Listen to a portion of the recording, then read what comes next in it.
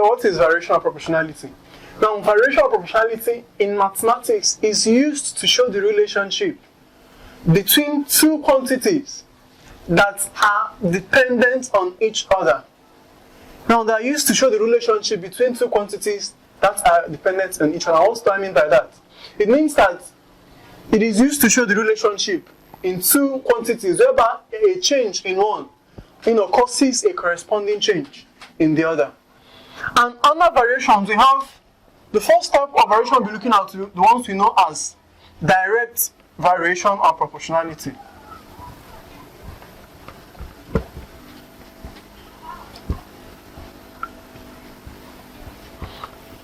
Now, what is direct variation or proportionality?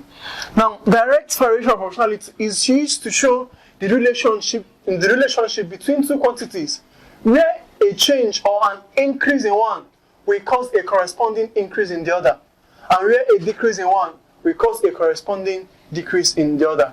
So we have direct, for example, if I want to show that there is a direct variation or relationship between A and B. Okay, now this is the sign for variation. So if A is directly proportional to B, I'll have A directly proportional to B. Okay, now in mathematics, we cannot work with our proportionality sign. So we need to introduce an accepted sign in mathematics, which is an equal sign. So to introduce an equal sign, we need to introduce a constant. So I'll have A being equal to B, where K is known as our constant of variation. Okay, so this is direct variation for you. So it means that an increase in A will cause an increase in B, thereby an increase in B will cause an increase in A, or a decrease in A will cause a decrease in B, thereby a decrease in B will cause a decrease in A. Now let's look at an example. First example. V is directly proportional to W. When V is 10, W is 5. Find the value of V when W is 30. Okay, so how do we start? I'll write down our solution. Now it tells us that V is directly proportional to W. Okay, so we'll need to remove our sign of proportionality. And in order to do that, we need to introduce our constant. So we'll have that V is equal to K W. Now we've been told that when V is 10, W is 5. So if V is 10, so if I'm to substitute for their values here, now when V is 10 and W is 5, now what will our K be? We'll have our K to be equal to 10 over 5, which is equal to 2. So it means that our constant for this very particular question is 2. Okay, and in proportionality, our constant is that value that does not change. That is why it is known as constant. So our K is 2. The second part of the question says we should find the value of V when W is 30. So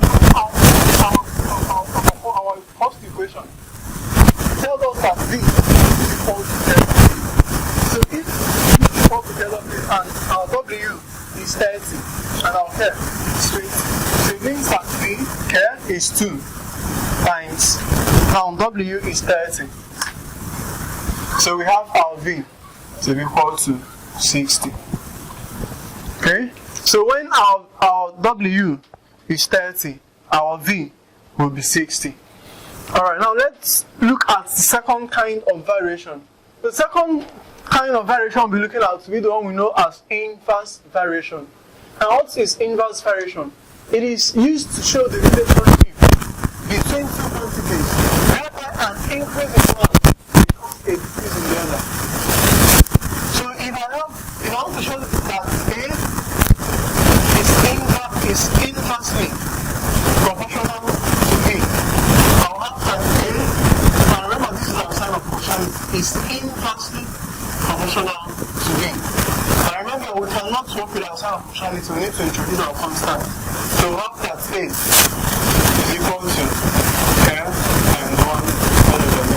So we'll have that A is equal to K and 1 over W. So we'll have that our constant K, that's A, is equal to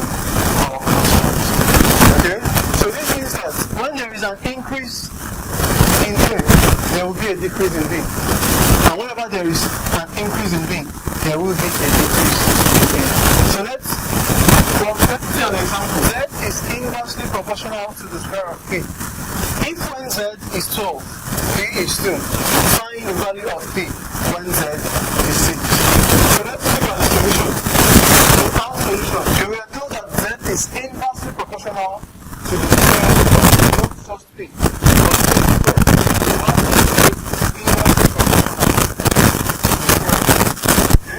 So how that Z is not constant.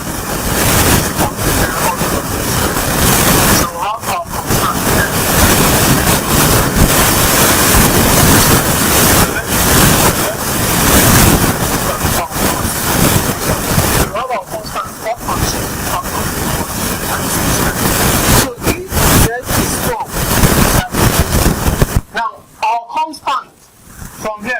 we have that Z is equal to Z times B squared. So which will be our Z is 12 times our B squared. Our B is 12 times 4. So we have our constant there. We have an extent unchanged factor in our variational proportionality. Now the time we should find the value of P when Z is 6. So from here we have that Z, or let's take any of these expressions, we have that Z is equal to 2 over P. Okay? So we're looking for P. So from here we have Z equal to F over P squared. So we need to make P the subject formula. And cross multiply, we have that K is equal to ZP squared. Therefore P squared is equal to K all over Z. Therefore P is equal to the square root of 10 all over Z. So from this, we can be able to find the value of our P. So we've been told that the value of our Z is 6. And we've gotten the value of our constant. So we have our P to be equal to the square root of 48 all over 6. Okay? So we have our P to be equal to 8, which is equal to 2 and 2. Alright, so basically that is what inverse variation is all about. So the next kind of variation we'll be looking at will be joint variation. So what is joint variation? Now joint variation is used when a quantity is proportional to 2 or more other quantities. So for example, if I have let's say A to be proportional to A if I have A to be proportional to B and C. Now I join the 3 different quantities together using joint variation. So if for example A is directly proportional to B and the same A is inversely proportional to C. Okay? Now I join the commodities or quantities we have here is A, B and C. So I join them together using this joint variation. So from here we have that A is directly proportional to B, but inversely proportional to C. Okay? So we have that A proportional to B over C. And remember what we said about our sign of proportionality. We cannot work with this in mathematics, so we need to introduce our equal sign. And to do that, we'll also have to introduce a constant. So we'll have that A is equal to K B all over C.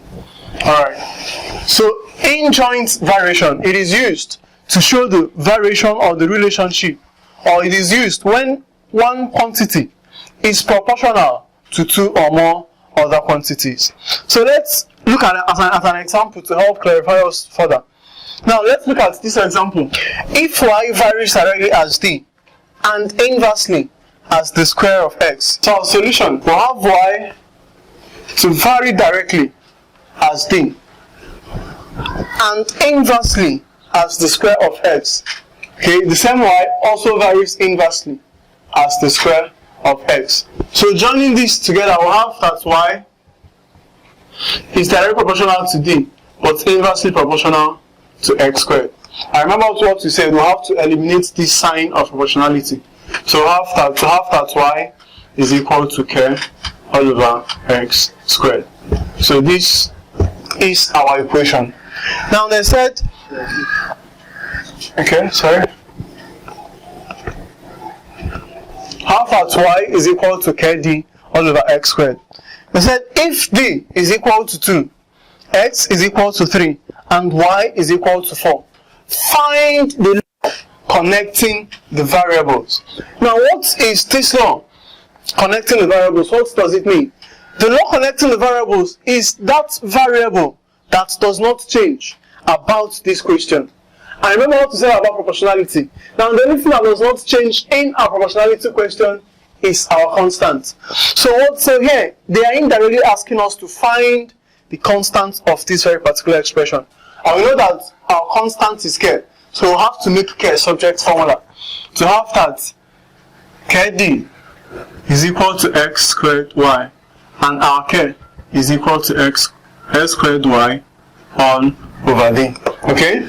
So how do we find our k? They've already told us that x is 3, b is 2, and y is equal to 4. So from that, we can deduce that our k is equal to 3 squared times our y is 4 all over our d is 2. So 2 cancels, divide 4 will give us 2. And 3 squared is equal to 9. So we'll have 9 times 2 to have our k to be equal to 18. So we'll find out that our k is equal to 18. Now the second question said we should also find y when our d is equal to 5, x is equal to 2. Alright, so let's see. So we are looking for y, right? So from our first equation, we have that y equal to k d all over x squared. Now the values of our d has changed, and that of x, but our k is the only thing that do not change. So have that our y is equal to, our k is 18 times our d is 5 all over our x is 2. So have 2 squared. So have 18 times 5 all over. Now 2 squared is 4. So can we divide out? 2 divide 18 will give us 9. 2 divide 4 will give us 2. Now 9 times 5 will give us 45 all over 2. So this will give us 22.5. So we have that when d is equal to 5 and x is equal to 2, our y is equal to 22.5. Alright. Now basically that is what joint variation is all about. Form of variation we'll be looking at the partial variation. Now partial variation involves two quantities, where one is partly constant and partly varies with the other. So it means that in this form of variation we always have two parts amongst two quantities. So if for example I have a, okay, in partial variation with b, let's say b. So it means that a, okay, has a part that is constant, and also inside a has a part that varies with b. Now, so I can have that a in partial variation with b has a constant part. Let's assume that constant part to be c. Then it varies either directly or indirectly with b. So if it is direct, then we'll have just b. Now, but if it is indirect or inverse, I'll have a varies with my constant, then plus the inverse of p. Alright? And remember that we will need to eliminate or remove this our sign of constants by, this our sign of proportionality by introducing an equal sign. And if we introduce an equal sign, definitely we need to introduce a constant. Now, but remember this, it is a and b that is varying. So, and this, our c part, is a constant. So I can, introducing a constant or introducing our equal sign, it cannot be added to this, our constant part. So we need to introduce our constant to the part that varies. So for direct variation, I'll have that a is equal to,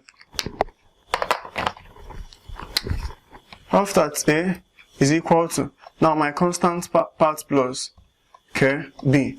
Now, and for inverse, I'll have that A is equal to C plus K all over B. Alright? So this is what partial variation means. It involves two parts, where one part is, partly constant and also varies partly. It can be inverse, it can be direct variation. So let's look at exercises that can help us, explain this partial variation more. Alright, so let's look at this example. It says that if A is partly constant and partly varies directly with B. So I have A and B in partial variation. So I have that A varies partially, okay, with B and constantly. Now, the quantities involved are A and B. And remember, we said that we'll always have a constant part. So I'll look for another variable to term my constant part. So let's term our constant part C. So we need to remove this sign of proportionality, we need to introduce an equal sign. So have that A is equal to, then we introduce our constant to the side that varies, then plus our constant. So this is what our equation will look like for the question. So I said, if A is 3 when B is 5. Okay, so we have A is 3 when B is 5. Remember, this is a constant. This is a constant. So we have 5 plus 6. So we'll term this to be our second equation. Okay? And 10. Now, A is 10 when B is 12. So we have 10 equal to 12 plus C. Let's find our third. This will be our third equation. So they said find A when B is 15. Now, if you look at our second and third equations, okay, you find out that now these are two simultaneous equations where we have two unknowns, like our constants are unknowns, okay?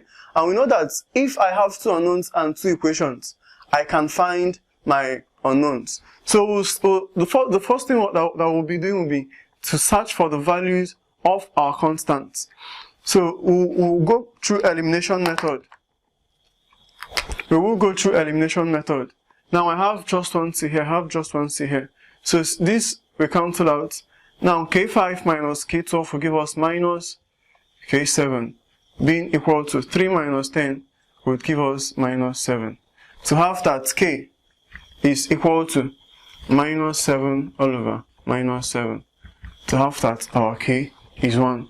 Okay, so we've succeeded in finding the value of our K to be equal to 1. So we'll carry this one and impute it into, or substitute into either equation 2 or either equation 3 to find, the last unknown. So if we substitute into equation 1, if we substitute into equation 1, we'll have that 3 is equal to, our K is 1. So have 1 times 5 plus C. To have that 3 is equal to 5 plus C. Collecting like terms, we have that C is equal to 3 minus 5, which is equal to minus 2. So the question says we should find A when B is 15. Okay? Now we've succeeded in finding our two constants, and this is our main equation. So if B is 15,